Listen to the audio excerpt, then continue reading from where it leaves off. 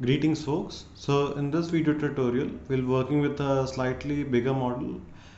So you already know the basics from the earlier model, how we'll sending the traffic from the outside and how to configure them. So in this model, I'll be generating the traffic from 8 different nodes, and these traffics are all same. So the start time is 0, and the traffic will be regenerated after every 0.01 seconds. Okay, so that's how it's defined. So in this example we'll see the how arbitration works. So when each and every traffic block send the traffics at the same time, so all the data gets accumulated, and the CAN bus has to decide which node or which traffic block has to be prioritized.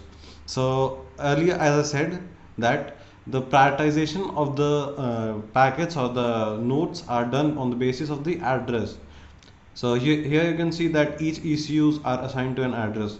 So as I told earlier, that the address with the lowest value gets the highest priority. So here you can see the ECU1 has the lowest address and the ECU8 has the highest address. So when all the datas are coming towards the bus, then the CAN will see that okay, all of them are sent at the same time, but my priority of the ECU1 is higher. So I'll allow only the ECU1 first to complete, then I'll allow ECU2, then accordingly it will go from ECU3 to ECU8. And also we have the receiving data. So for now it's not necessary, we'll only see the arbitration, how it's done.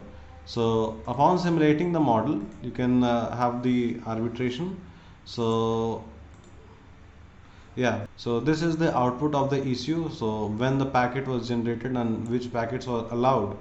Here you can clearly see that the first ECU gets completed first, then the second, then the third, then the fourth, and similarly till 8. So that's how we defined it earlier. Okay, so we'll now try by changing the numbers or the changing the address of the ECUs and see what happens if we change the address. And one more thing, you have to change the address here as well as in the expression list. Okay, so everything present here that's in the expression list should be present in the data bus of the CAN bus. So if anything is manipulated or not matching, then it will throw an error immediately. So you have to cross verify that okay, my IDs and the addresses are correctly specified inside the CAN bus. So what I'll do here is I'll change the address of the CAN node 1 to 607. So it's set to last. So this address is used by CAN node 8. So you have to change there as well. So I'll change the address of 607 to 601. Now you have to also change the data that you change here in the CAN bus. So we have the address here as 601, then I'll change it to 607, and the ECU8 has 607, so I'll change it to 601. Okay, and then I'll just do a commit. Okay, and now when I'll simulate the model, you'll see what happens in the arbitration. Okay, so you can see here the arbitration this time is completely changed. So the ECU1 comes first, then ECU8, then comes the ECU3, 4, 5, and at last comes the ECU2. So let's check is it correct or not. So what we changed here was CAN node 2. So CAN node 2 is ECU2.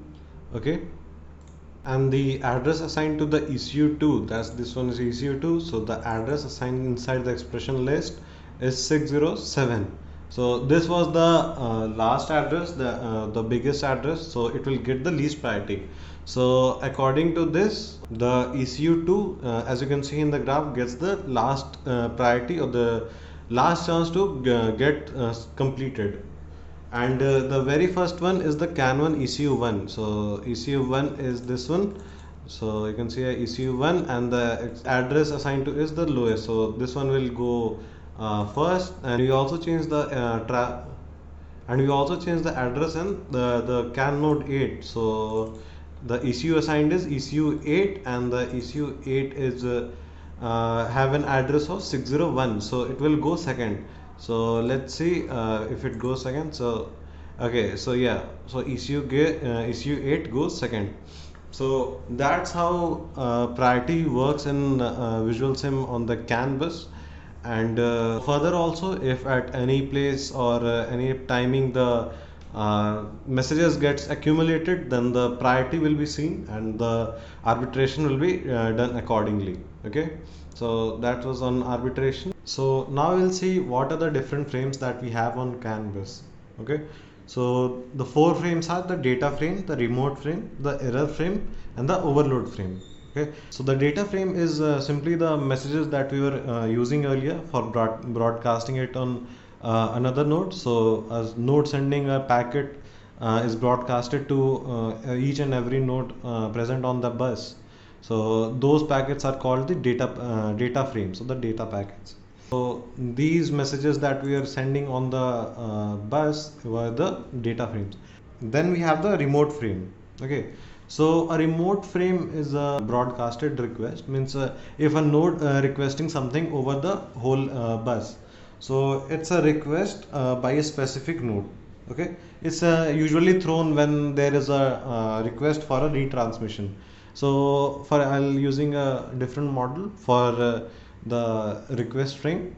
So here in this model you can see we have an expression list attached to CAN node 2. Okay, so for throwing that remote frame message, so you just have to put that RTR bit to true. Okay, so upon simulating you'll see that there is a request of the remote frame on the CAN bus sent by this CAN node 2. So this event is triggered at around 550 microseconds. So we'll see what happens when the simulation is done.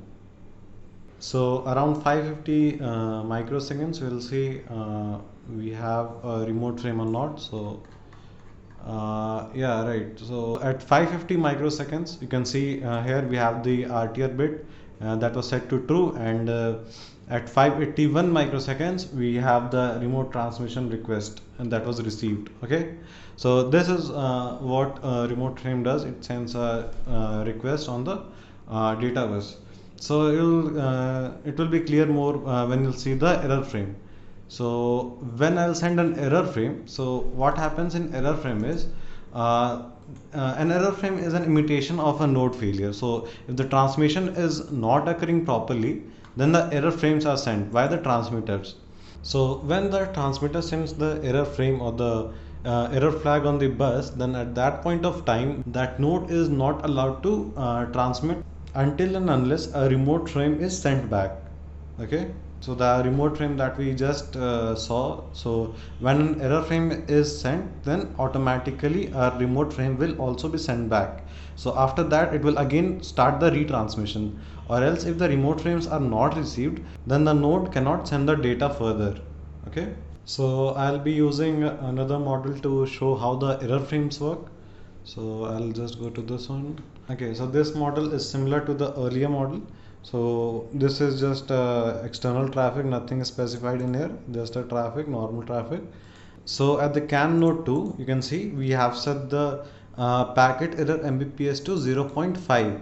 So this will transmit error messages on the node, and also the enable sensor is set to true. Then it means that if the sensor is sending data but with transmission errors. So when you will simulate it, so first I'll simulate it with 0. Okay, so you'll see what an actual data packets from the node 2 looks like. So you can see we don't have any error packets, all the transmission were successful, and the CAN ECU2 graph is also very uniform. So when I'll set the node packet error Mbps to 0.5, so you will see what the difference comes. Okay, so randomly many error frames will be sent, and you can see how the retransmissions are done based on the remote frame. You can see on the graph the ECU2 graph is not uniform as earlier. There are multiple void spaces. That means the packet transmissions cannot be completed. And when you go on the text display, you can see you'll have multiple error messages on this. So you can see here we have the error bit here. So if the error bit is there, then we need the remote transmission request back so that the node can be active again. Okay, So further also you can see, you'll be seeing that we have some error bits here. Then again we have the remote transmission request, and again we have the error bit here, and correspondingly we have the remote transmission request here. So this is the remote frame or the request messages that is sending that okay, if my error bit is here, so I need to retransmit the messages again, so I need this. Okay, so error bit, whenever you'll encounter, you'll there for the retransmission you need an remote frame on the bus. So this was a brief of the error frame. Now I'll switch to overload frame. So for the overload frame, I'll be using another model that is similar to the earlier one. So in this also we are using 8 nodes, and in the CAN node 7 or the ECU2 will be sending an overload flag. So what happens in overload frame is, so if we'll send an overload flag on the bus, then it will create a delay, or it will ask for a delay between the data frame transmissions or the remote frame transmissions. So for sending the overload frame, I'll be using a single event trigger.